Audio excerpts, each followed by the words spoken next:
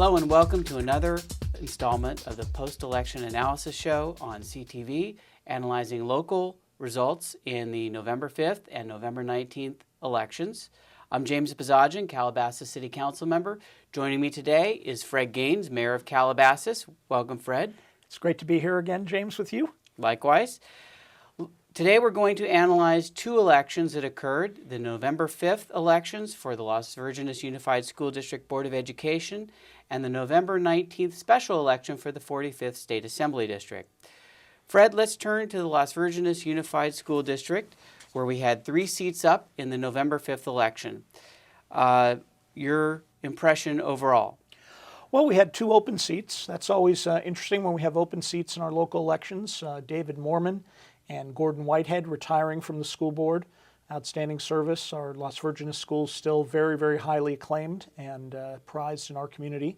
So we had a fairly wide open election. 5 candidates for the 3 seats. Candidates from all across the district, from Westlake to Calabasas. And we have 2 new board members. Angela Cutbill is former president of the PFC, very active at Agoura High School, and Dallas Lawrence, a Calabasas resident, newcomer, new to the community and a newcomer in our local elected politics, has pulled off a victory in the race. So interesting results. Yes, I wanted to go to the turnout because I found some of the turnout numbers to be quite interesting. Overall, there was a 15% turnout, a very light turnout in the district. But as you can see from the statistics we prepared for today's show, there was a significant variance in the turnout between the different localities involved. Calabasas and the other municipalities and areas without other elections going on that day had a turnout of 10%, whereas cities with municipal elections, Agoura Hills and Westlake Village, had much higher turnouts, about double that. And the variance is particularly significant when you look at what the composition of the registered voters is in these various areas. Calabasas contains 35% of the registered voters. Westlake Village contains 14%. And yet, the ballots cast from those jurisdictions in raw numbers were about the same because Westlake Village's turnout was so much higher at 24% and our turnout was 10%. I think it really does drive the differences in some of these turnouts in these elections and the results. Turnout has become absolutely key. First of all, there's the general issue of why are people not voting? Not only in these special elections, obviously in the city of Calabasas, you had 1 item on the ballot, school board. People are happy with the schools, no major controversies. But when you're talking about turnouts in the range of 10%, it's almost not a democratic process. So few people are participating.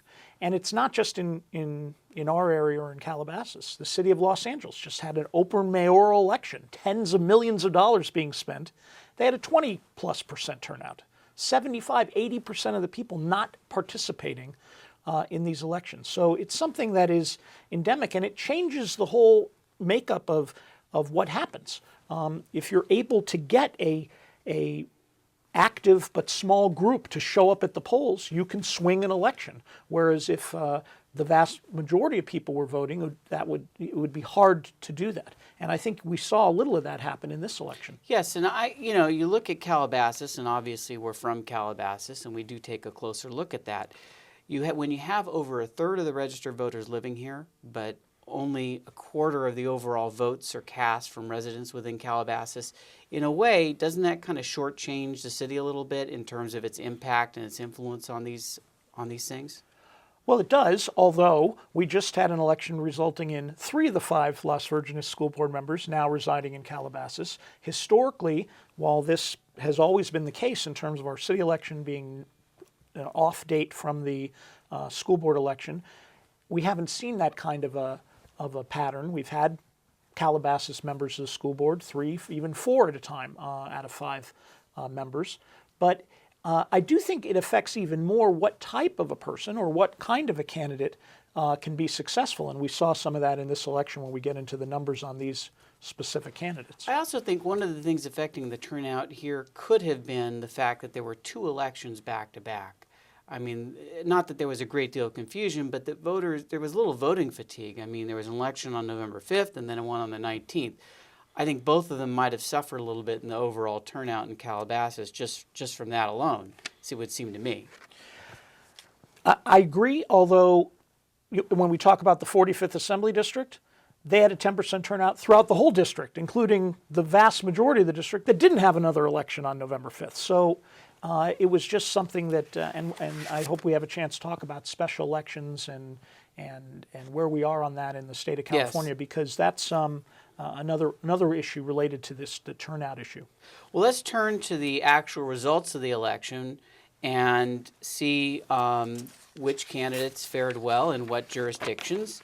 And I think you can see that the election was quite interesting in terms of who won and where they did their best. Fred?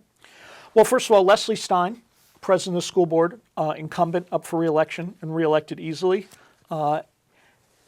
Incumbents on the school board have historically done well. I can't remember an incumbent not being returned to office, and I think that's a factor of the fact people are happy with the schools. The schools are very highly acclaimed, and also the school board has a history of being very collegial, of not, you read about school boards in the newspaper with all kinds of personal issues and corruption issues, and thank goodness our Las Virgenes schools have not had that. So Leslie Stein re-elected easily. Yeah, she came in first place, and I think that the general thought was throughout the election that whatever else happened, that she would be re-elected. There were 2 open seats after all, and she was the only incumbent running. There was no real significant attack on her, and she did come in first place. And she also, if you look at the numbers, she finished very solidly everywhere. I mean, she got about the same percentage everywhere, which is usually a good sign for an incumbent.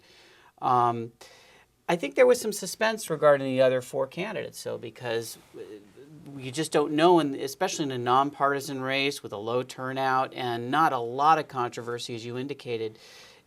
There was a different guesswork as to which candidate was going to win, and you can see some substantial variances in the areas and how people fared.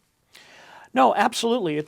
There were some surprising results here, particularly Dallas Lawrence. Dallas did very well. Someone who's new to the area, had not been very active in local activities, but ran a very solid campaign. Probably spent the most money. I haven't seen the numbers, but in terms of the mail and some of the other things, ads in the newspaper looked like he was spending the most money. And then some very interesting results. Dallas Lawrence, a new resident to Calabasas, comes in first in Westlake. Yes. And Westlake, because of their higher voter turnout, turns out to be the swing of the election.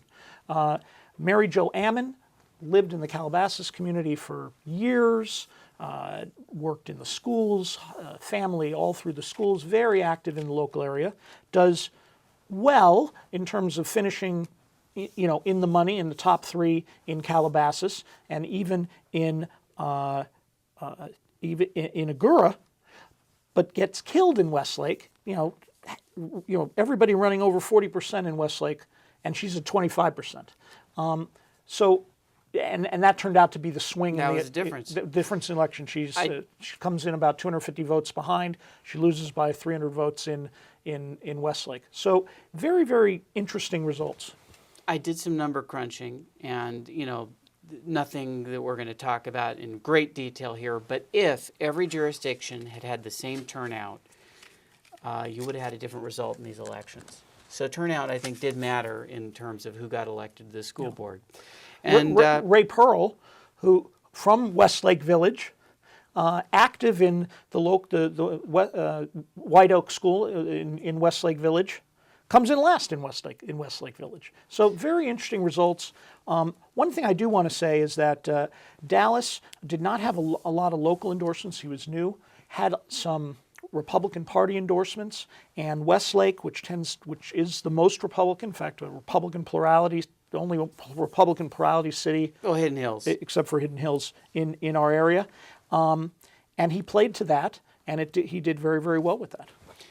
Yeah, I mean, I think he ran a very good campaign.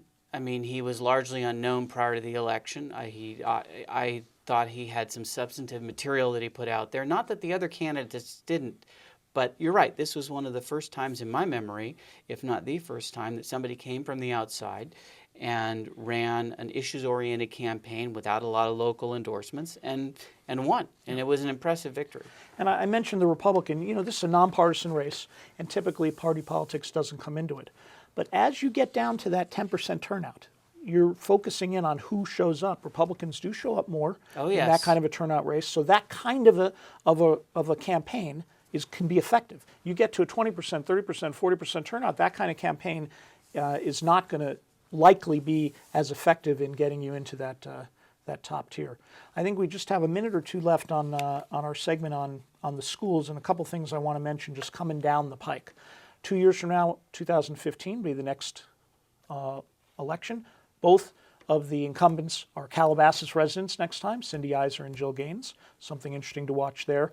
Also interesting to watch, the school parcel tax. It's currently in place, been in place for a number of years, expires within the next couple of years, and the school district's going to have to decide whether or not to put that on a ballot and which ballot they put it on over the next few years. And for many years, the parcel taxes have been passing and the bond measures have been passing, and the last one failed for the first time in almost 20 years out here. I think that they may look to put it on.